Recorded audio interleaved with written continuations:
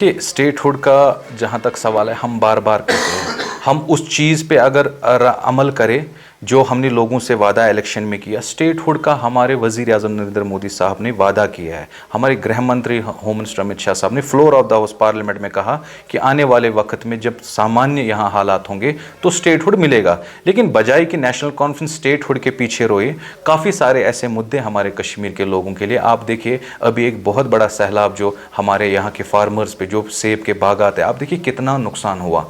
और अब national conference के सिवाय एक्सक्यूज़ के पास कोई और चीज़ नहीं होती है। जब उनसे लोग पूछते हैं कि जनाब हमारे ये काम करने हैं, आप कर नहीं रहे, तो उनका कहना होता है ये मेरे दायरे इख्तियार में नहीं है। आप चीफ मिनिस्टर एक स्टेट के, जब एक लोकल, मैं अगर यहाँ बात करूँ हमारे डिस्ट्रिक्ट प्रेसिडेंट साहब की, अगर कहीं किसी मोहल्ले में बर्फ़ गिरती है या कोई ऐसी चीज़ होती है जब अपनी जेब से मुदस्सिर साहब 2-3 JCB हायर कर सकते हैं, क्या Omar Abdullah as chief minister 30 से 40 के करीब JCB हायर नहीं कर सकते थे और लोगों का रास्ता खोलते?